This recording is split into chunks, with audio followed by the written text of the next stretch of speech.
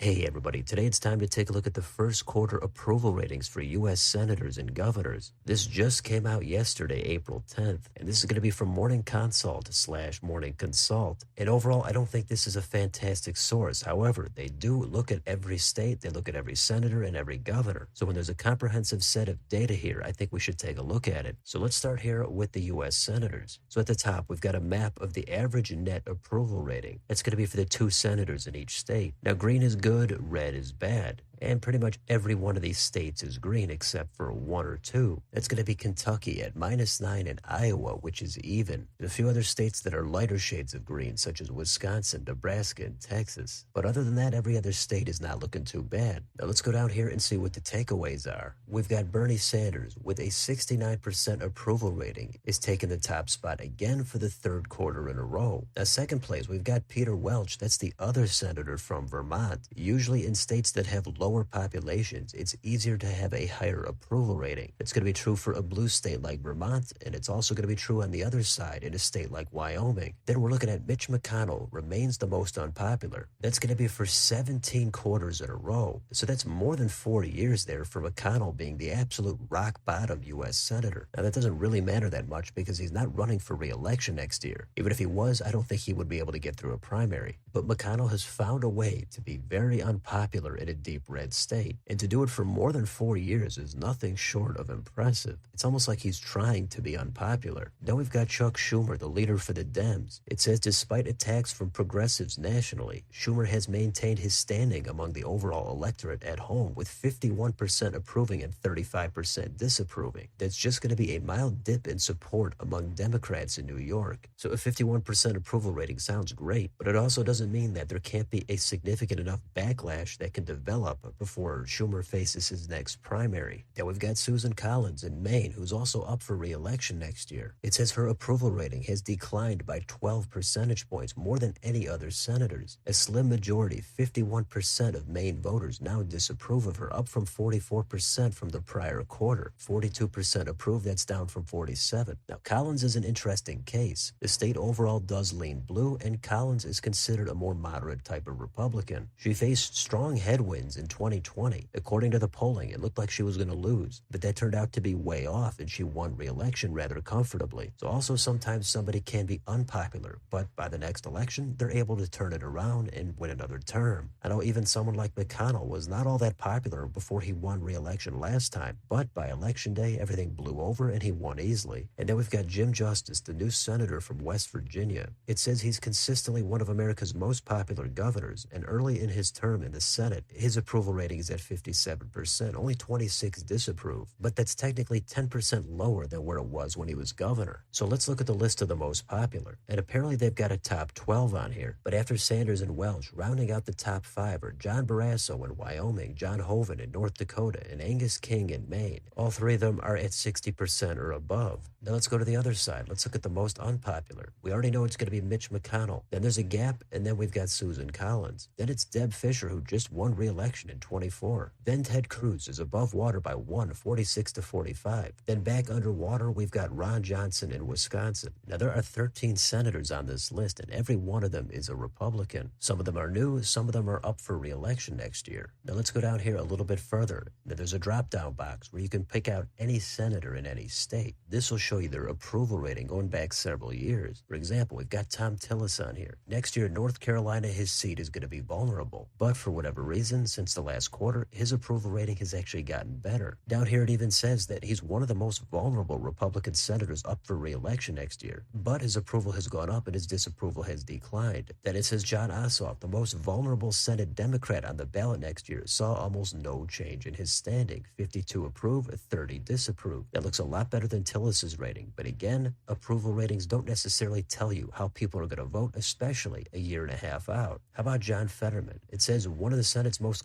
controversial members continues to grow in popularity. A record high 50% approve of the first-term Democrats' job performance and a record low 35% disapproval. I do think it's pretty clear that Fetterman is able to have some crossover appeal as a Democrat in a purple state. It might not be by a lot, but all he needs is a little bit. Then it talks about Andy Kim and Adam Schiff improving in their ratings. But then down here it has the approval ratings for the newly elected senators that took office in January. After Jim Justice, we've got Lisa Blunt Rochester and Angela Alsobrooks. Then Ruben Gallego in Arizona. Those four are all above 50%. Now all the way at the bottom, you've got Ashley Moody, Jim Banks, and John Husted. Their approval rating is at 40 or 36%. That sounds low, but if we look at the disapproval rating, then we see the highest is actually Bernie Moreno in Ohio. Even Jim Justice, the most popular, is higher than John Husted and Ashley Moody. The reason for that is there's a good chunk in the middle that don't know or have no opinion. So with Moody and Husted, they've only been in there for maybe a couple of months. Voters are still getting a feel for those two senators. But even the rest of these, they've only been in office for a few months. It could take a year or more for these ratings to fully get fleshed out. Now underneath, I think it says one thing that's kind of amusing about John Husted. It says he's unknown by roughly 2 in 5 Ohio voters, despite serving in statewide office since 2011. Now that is kind of funny unless these voters are saying they don't know about his performance in the Senate and they're not factoring in anything he did before in statewide office. So that's what we're looking at for the new U.S. senators. As I say every time, this is just one poll. Take it somewhat with a grain of salt. A lot of times it's helpful to take a look at more local polling from media outlets or colleges. Now let's move on to the governors. At the top, we've got the same map, and there's really only one notable difference. Here, Kentucky is not red, it's dark green. But in Iowa, it's also looking pretty bleak there. So as we start to head closer into another midterm election, 36 of these states' governors are going to be on the ballot next year. So a whole lot could theoretically change. So let's get down into it. And I'm sure there's absolutely no mystery whatsoever about who the most popular governor is. It's going to be the blue state of Vermont with Republican Governor Phil Scott. He's pretty much the undisputed champion of popularity. He's led every other state 11 quarters in a row, and his approval rating is at 75%. Not a lot of people hating Phil Scott in Vermont, and he's got the landslide re-elections to back it up. So on the other side, we've got Kim Reynolds. She's the most unpopular. Now, it looks like that's been going on for a while, too, 5 quarters in a row. And how about Josh Stein in North Carolina? He's the most popular governor of the ones that have been recently sworn into office. He's at 56% approve, only 19 disapprove.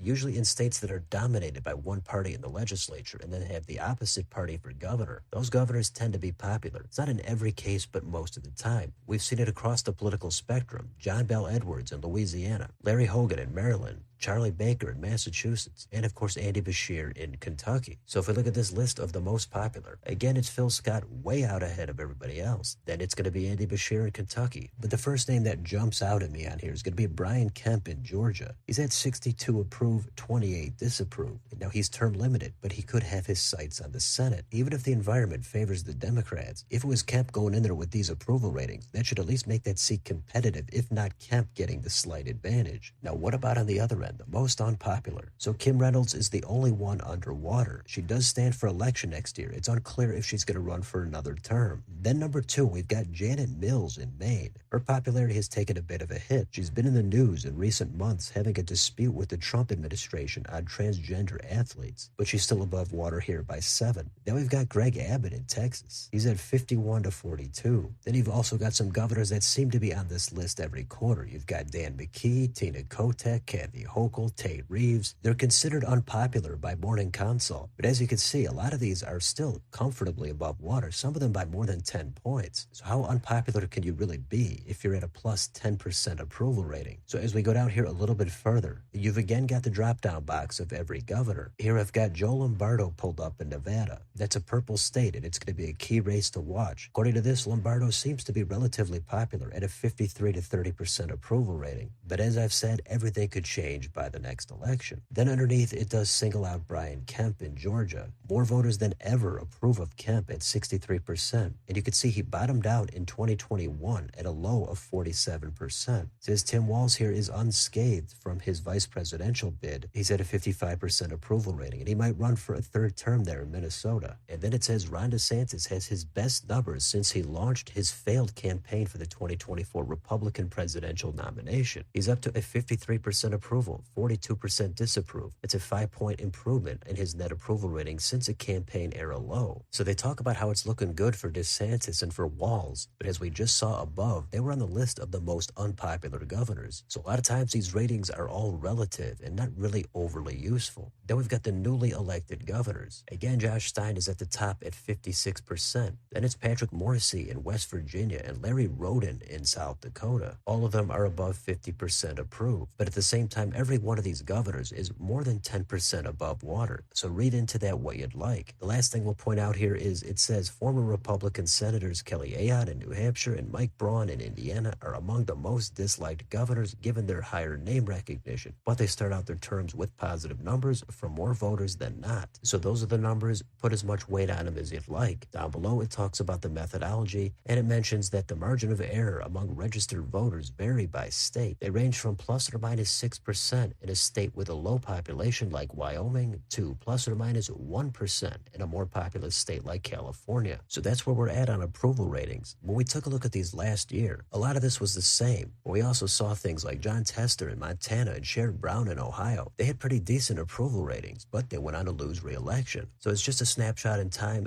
Definitely don't put a ton of weight on this. But if you were curious, that's the latest first quarter 2025 updates from Morning Consult. So let me know in the comments. How are your senators doing? How's your governor doing? Which surprises you the most? How much do you care about these ratings? Let me know down below on your way out. Don't forget to like, share, and subscribe. Join if you'd like to help support the channel. Thanks for watching, and I'll see you next time.